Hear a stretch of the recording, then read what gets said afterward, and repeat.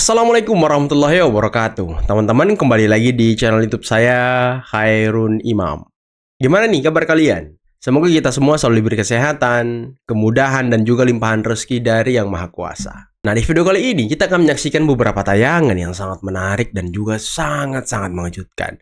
Di mana salah satu tersangka klaster kedua, yakni Tifausia Tiasuma, lagi-lagi membuat sebuah gebrakan dan kehebohan di jagat maya.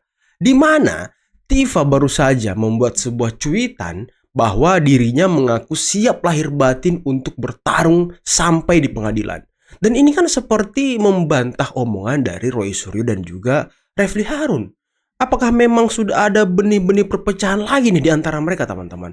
Karena kalau kita lihat beberapa minggu yang lalu, Tifa kan sempat ngemis juga tuh untuk menghentikan penyidikan dan juga menghentikan perkara ini. Kok sekarang minta sampai pengadilan? Wah, ada apa ini? Nah, selain itu, saya juga punya tayangan di mana Egy Sujana, mantan tersangka kasus ijazah Pak Jokowi, juga angkat bicara dan memberikan pesan yang sangat menohok kepada Roy Suryo dan juga Kosinudin. Mungkin ini pesan sebelum mereka masuk penjara gitu ya kan? Waduh.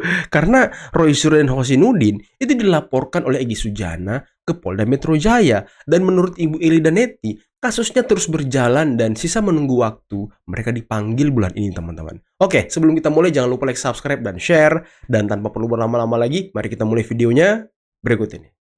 Jenderang perang hukum tampaknya mulai ditabuh oleh Tifausia Tiasuma, atau yang lebih akrab disapa Dr. Tifa, tersangka kasus tudingan ijazah Jokowi palsu.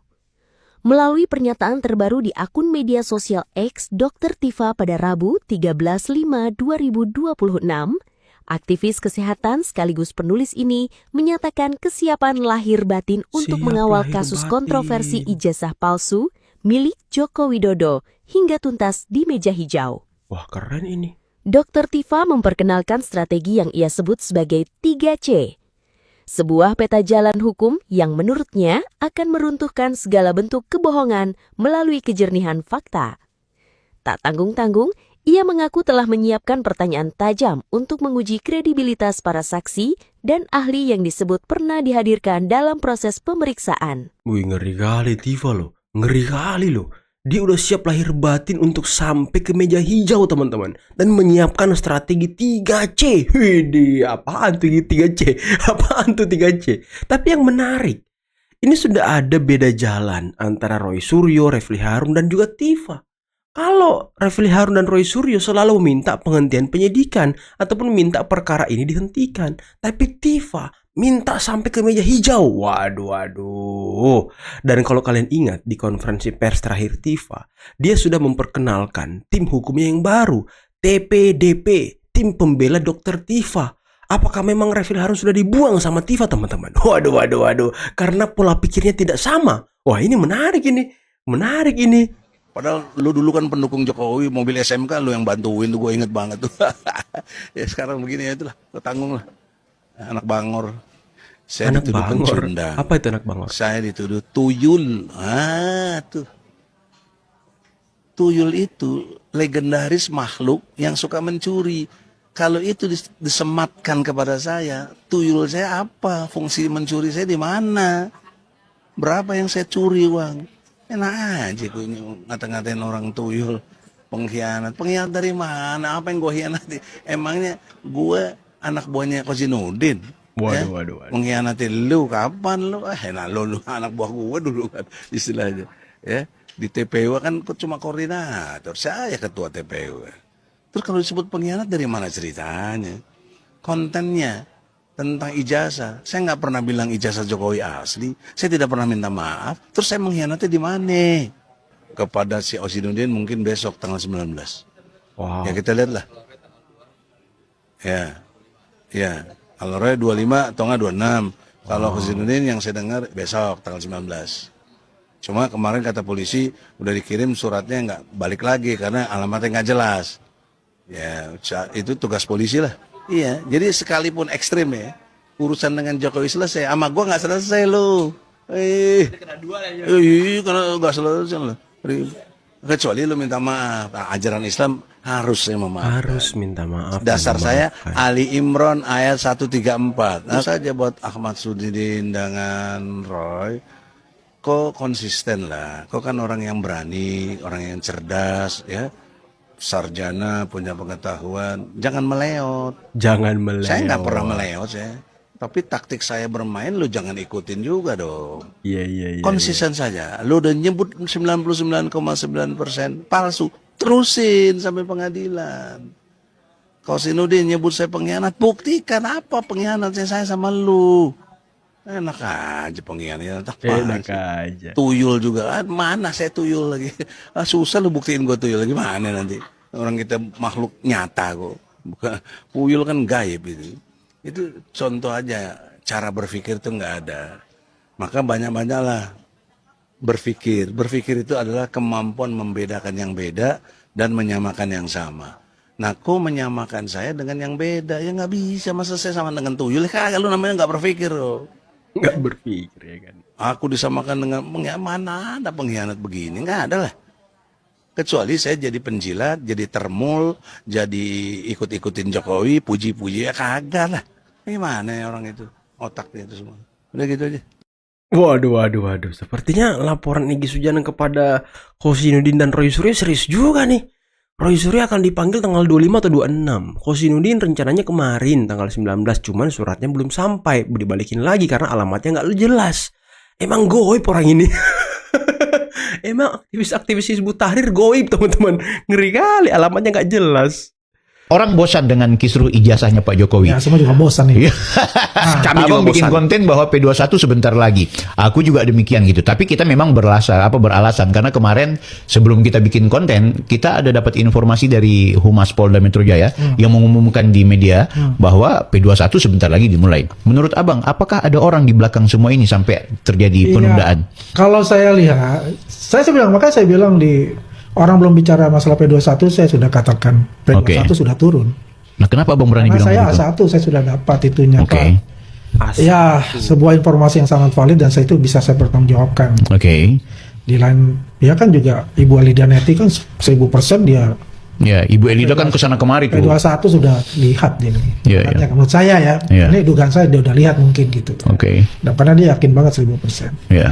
Ya jadi kalau itu sih tinggal masalah timingnya aja kapan Oke. itu akan diumumkan. Mungkin juga ada pertimbangan-pertimbangan ya yang nanti baru akan diumumkan. Ini pertimbangan apa? Pemberkasannya kah atau persoalan Ya teknis salah kah? satunya menurut saya sih pemberkasan secara teknisnya aja gitu. Oke. Mungkin juga penomoran misalnya kan. Heeh. Biar itu tersusun karena saya dengar sampai 5 koper itu masalahnya. Allahu Akbar. 5 koper bisa bayangkan kalau 5 koper itu kan. Ya, ya, ya. Dan satu orang itu bisa 2 koper. Kalau itu berarti 10 dong. Iya, Kalau iya. 5 orang 10 koper kan. Oh, Satu orang 2 koper. Ya, ya. Itu capek sekali tuh waktu saya belajarnya. di sana diperiksa sebagai saksi juga, itu kan saya melihat itu tumpukan. Bertumpuk-tumpuk. Bertumpuk-tumpuk. Ya, waktu aku juga melaporin si Rismon itu kita lihat itu. Bertumpuk-tumpuk. Banyak bertumpuk-tumpuk. Itu dan itu kira-kira 10 koper lah tuh. Dan semua udah di kejaksaan kan? Udah dari kasih kejaksaan, kejaksaan udah mengembalikan kalau enggak P21 dong. Ya, ya, ya, ya, ya. Ya. ya. Maka saya punya keyakinan itu P21. Dan kalau P21 itu berarti penahanan. Ada 2 ya terserah ini. Masalahnya kan. Nah. Itu kan kalau sudah P21 kan masuk ke tahap 2. Ya, ya, ya. Tapi kan Polda itu kan mempunyai hak juga Ya. untuk bisa menahan. Oke. Ya kan belum digunakan hak untuk menahan kan. Oke. Ya kalau dia katakan 14 hari sudah ini ya terserah lah. Congor lu ngomong gitu ya. Congor Gitu lu kan. ngomong gitu. Tapi yang jelas itu kan tidak ditahan mereka. Ya. Abang kan secara eksplisit mengatakan setelah 14 hari itu tidak dikembalikan itu akan gugur status tersangkanya. Itu membantah itu gimana Bang ya? Teman-teman Polda dapat informasi nggak? Itu kan juga biar bagaimanapun bagian dari mekanisme perundang-undangan kita. Kita lihat aja kan di Undang-Undang Nomor 8 1981 ada nggak mengatakan itu? Oke. Itu aja. Kecuali ditahan. Kalau Oh, ditahan 3 kali 20 hari, Oke. 60 hari kan, baru bisa bebas murni dia. Kalau Ya. enggak ini. Tapi kalau ditahan, Ya. itu aja kita patokannya kan. Dia mau ngomong pakai undang-undang A B C D terserah lah. Ya. Oh, itulah alasan teman-teman kenapa Polda Metro Jaya tidak pernah melakukan penahanan kepada Roy Suryo. Karena kalau Polda menahan Roy Suryo, berarti penyidik Polda dikejar waktu untuk menyelesaikan kasusnya, untuk menyelesaikan berkasnya. Sedangkan berkasnya menumpuk, menggunung, berkoper-koper. Itulah kenapa Polda tidak pernah menahan orang ini dan kemungkinan besar akan ditahan ketika sudah P21, sudah jelas nanti akan masuk ke persidangan. Nah, ini yang kita tunggu-tunggu nih. Jadi mungkin Polda mempertimbangkan ya kalau dia menahan nanti berkasnya itu tidak komplit, tidak lengkap karena kan orang kalau kerja buru-buru, kerja tergesa-gesa, kadang ada yang kelewat, kadang ada yang ini, ada yang itu. Karena kan ini saksinya banyak, ahlinya banyak. Nah, kalau itu ditahan, waktunya nggak bakal cukup 3 kali 20 hari teman-teman. Nggak bakal cukup 20 hari buat merampungkan berkas-berkas orang ini. Banyak banget loh. Ngeri kali. Waduh, semoga cepat ke persidangan ya. Mendengar sebuah video pendek potongannya ya dari seseorang. Saya sebut aja itu Said Didu. Said Didu. Dia ngomong, Kenapa tuh Pak? yang mau menjatuhkan Pak Prabowo itu adalah Pak Jokowi katanya kan. Dan termul-termulnya gitu. Blok. Kan. Itu blok Aduh, itu. Saya bilang kurang ajar banget ini ceritanya kayak begini gitu kan. Ya. Nah, ini saya jelasin. Barangkali itu ada parameter yang salah. Parameter yang tidak terukur kalau saya melihat gerakan-gerakan nanti kalau Pak Jokowi turun ke daerah itu untuk memberangus pemerintahan Pak Prabowo. Nggak mungkin, sangat tidak mungkin.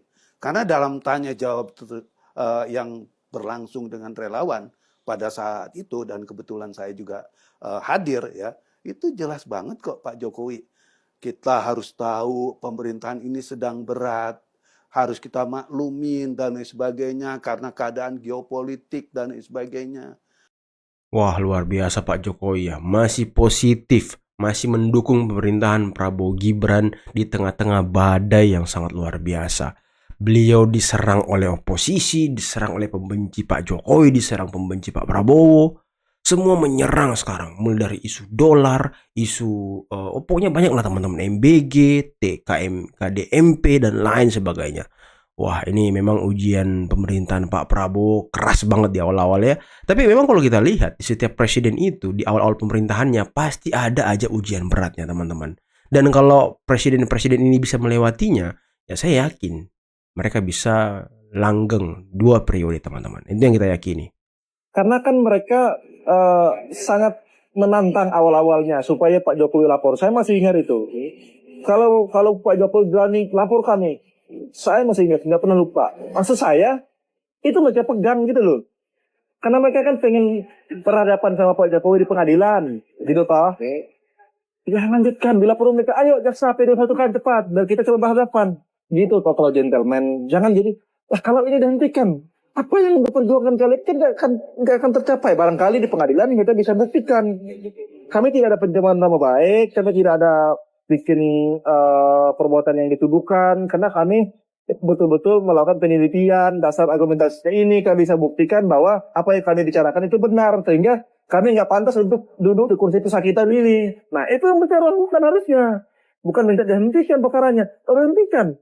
Untuk apa perjuangan mereka selama ini? Udah menghabiskan biaya mungkin, menghabiskan tenaga, terus dibully orang pula kan. Dan mereka mempertaruhkan seluruh hidup mereka. Itu aja. FFP ini untuk berhubungnya saja, bukan mengakseskan. Oh ya bagus, kenapa minta dihentikan? Saya mau mengatakan begini ya, jangankan di P21 kan, seseorang yang dilaporkan saja belum tentu dia terbukti bersalah, dilaporkan ke polisi aja, itu susah tidur tidak malam. Apalagi sudah tersangka, bawa P21. Ketika P21, beberapa kali saya diwawancarai, saya bilang bahwa ketika mau ada P21, saya akan bertahan yang minimal mereka pakai rompi oren. Bukan saya mendahului, tapi kalau hukum acaranya seperti itu. Apalagi tuntutan lebih dari 5 tahun. Ditahan. Ketika ditahan, ya ketika ekspos di kejaksaan, ya saya nggak tahu apakah mereka ditampilkan pakai rompi oren seperti ini, tangannya atau enggak. Udah nggak bisa tapi kayaknya. Kalau terdahulu ya, ditampilkan terdakwanya pakai rompi oren, ada ekspos dari kejaksaan, ya kan biasanya. Kan si Pak Roy ini kan punya pengalaman dulu, pernah pakai rompi oren. Bagaimana rasanya ditahan, bagaimana tinggal di rumah kecil, bagaimana sama tikus, nggak bebas berpikir, nggak bebas kreativitas. Siapa bilang enak? Itu kan membuat psikologis terganggu juga. Kalau abang menyebut kata baju oren atau dipunya, memang kuasa hukumnya juga bersegmen gitu, Pak. Tapi dengan narasi yang bilang tuh si dengan terdakwa atau tersangkanya si Rasura CS, ya kan ada yang bilang dia akan ke baju oren, akan itu orang bodoh Pak yang ngomong begitu. Nah, makanya kan kita itu bicara substansi ya. Semua sudah ada aturannya. SOP-nya ada. Ketika seseorang ditetapkan menjadi tersangka, ada banyak yang punya kewenangan. Ada kewenangan dari penyidikan, kepolisian. Nah, ketika seseorang nanti dilimpahkan ke kejaksaan, maka ada kewenangan absolut di kejaksaan. Apakah mereka akan menggunakan rompi oranye kepada tersangka tersebut atau enggak? Bukan dari tersangkanya. Mengatakan saya nggak mau pakai rompi oranye atau saya nggak harus. Enggak, dia nggak punya hak untuk melakukan itu karena hak absolutnya di jaksa. Kalau jaksa bilang nanti ketika ditahan dikasih rompi oranye. Iya, Bang. So apa gitu loh? Mau komentar mau apa? Kamu melanggar HAM, saya rompi nggak bisa itu karena memang sudah aturannya seperti itu. Ya, udah nggak sabar ya kita melihat Roy Suryo pakai rompi oranye teman-teman. Terus kita tertawa bahagia, kemudian syukuran. Waduh, memalukan Kalian sekali. di desa-desa nggak pakai dolar. Pas aku dengar Pak Prabowo ngomong kayak gitu, harapanku untuk pemerintahan Indonesia turun sedalam-dalamnya. Masyarakat desa tuh juga paham bahwa presiden bicara di depan mereka pada saat itu seperti wisdom orang tua berbicara di depan anak-anaknya. Masyarakat desa paham wisdom ini, ya. Kalau Anda tidak percaya, Anda boleh tanya ke teman-teman atau saudara-saudara kita yang di desa, kira-kira protes nggak dengan ucapan presiden yang seperti ini. Pemerintah dalam hal ini bukannya tidak mengerti bahwa kita sedang menghadapi tekanan nilai tukar, bukannya tidak paham. Tapi pemerintah ingin rakyatnya, masyarakatnya fokus aja. Fokus sama aktivitas dan pekerjaan sehari-hari dan jangan terganggu oleh pikiran yang macam-macam. Dan ini dipahami oleh saudara-saudara kita yang di desa. Tapi memang ada sebagian kecil saudara-saudara kita di perkotaan yang sudah terdidik, kemudian dia ingin mencoba mentransfer kerumitan cara berpikir dia untuk juga kemudian ditularkan kepada masyarakat desa. Masyarakat desa yang cara berpikirnya mungkin, mohon maaf ya, mungkin lebih simpel dan sederhana, tapi punya wisdom tinggi, kemudian mau dirumitkan oleh saudara-saudara kita yang cukup terdidik dan ada di kota. Mereka kemudian ingin menyampaikan, nggak benar loh omongan presiden itu. Ini semua ada urusannya dengan dolar. Anda makan tempe ada urusannya dengan dolar. Anda makan tahu ada urusannya dengan dolar. Anda beli BBM ada urusannya dengan dolar. Anda bikin gorengan ada urusannya dengan dolar. Ya, kerumitan ini yang ingin ditularkan oleh teman-teman terdidik perkotaan tadi, dari ruangan ber-AC, dari dalam mobil, dari ruangan kantor-kantor yang megah, kemudian mereka ingin menularkan kerumitan cara berpikir ini kepada masyarakat di desa. Sementara masyarakat di desa mungkin tidak perlu kerumitan itu. Gini, pemerintah itu bukannya nggak tahu soal apa yang sedang dihadapi. Apa yang disampaikan oleh kelas menengah terdidik itu bukan cuman Anda aja yang ngerti. Pemerintah jauh lebih paham daripada itu. Tapi kan ini wisdom yang harus disampaikan oleh pemerintah. Nah teman-teman, itulah tadi beberapa video yang bisa kita simak, yang bisa kita saksikan pada kesempatan kali ini. Dan walaupun Egy Sujana masih belum sikapnya itu seperti dengan respon kepada Pak Jokowi, kepada pendukung Pak Jokowi, tapi saya sangat senang melihat Egy Sujana melaporkan Roy Suryo, melaporkan Kosinudin, bahkan berniat ingin memenjarakan mereka dan memberikan pesan yang sangat menohok tadi. Dan juga ini sepertinya pertarungan kelas pengacara senior dan juga pengacara ecek-ecek teman-teman ya. Aduh. Tapi heran loh, masa ya polisi tidak bisa menemukan alamat Kosinudin? Sudah dikirimi surat panggilan untuk pemeriksaan, katanya suratnya balik lagi karena alamatnya salah mungkin. Waduh, ini gimana ini? Gimana Kosinudin ini? Ini goib juga Hizbut Tahrir ini. Aduh, bisa gitu dia loh. Bisa gitu dia. Sebenarnya ini orang mana sih? Kawan ini? Kok nggak bisa terdeteksi gitu? Padahal harusnya kemarin dia diperiksa loh. Kemarin dia diperiksa oleh Polda, teman-teman. Dan Roy Suryo dijadwalkan diperiksa 25-26. Kalau Roy Suryo kan suratnya udah pasti sampai. Karena udah beberapa kali dia dikirimi surat untuk pemeriksaan Polda. Jadi Polda udah tahu alamat dia. Tapi Kosidudin, aduh, jangan sampai lolos lah kawan ini. Tapi saya tertarik juga dengan apa yang dikatakan oleh Tifa tadi. Dia lahir batin siap sampai ke meja hijau. Wah, kok sikapnya beda orang-orang ini ya? Kok mulai tercerai-berai orang-orang ini ya? Mulai pisah jalan gitu. Apa yang terjadi sebenarnya di antara mereka? Apakah karena isu mengenai karaoke dan juga hotel yang membuat pengacara R dan juga tersangka T itu pisah jalan, teman-teman? Apakah karena isu itu? Jadi mereka mulai jaga jarak untuk menenangkan keluarga masing-masing. Ya karena kan nggak mungkin keluarganya nggak nonton TikTok, nggak nonton medsos, nggak nonton YouTube. Pasti kan isu itu sampai ke mata dan telinga mereka. Dan wah, memang ya kalau kita lihat mereka-mereka ini sudah tidak pernah atau sudah jarang banget satu panggung, satu konferensi pers, satu meja konferensi pers, sudah jarang loh. Tifa selalu didampingi oleh Al-Katiri dan juga TPDP, tim pembela Dr. Tifa. Dan Roy Suryo selalu didampingi Troya. Dan Tifa udah jarang didampingi Troya, teman-teman. Wah, ini menarik nih. Dan soal P21, apakah minggu ini akan menjadi Jumat keramat bagi Roy Suryo CS? Dan juga Tifa, ya semoga ya, kita harap-harap cemas lah teman-teman. Semoga P21 mereka ditahan, diberikan rompi oranye sama kejaksaan, dan akhirnya mereka dimasukkan ke bui dan menunggu persidangan. Ya, biar kita memulai babak baru mengenai kasus ijazah Pak Jokowi. Ini yang kita tunggu, ya kan? Pasti kalian sudah nggak sabar kan? Aduh, oke lah teman-teman, mungkin cukup sekian dulu video kali ini. Jangan lupa like, subscribe, dan share videonya. Akhir kata, billahi taufiq wal hidayah. Assalamualaikum warahmatullahi wabarakatuh. Bye-bye.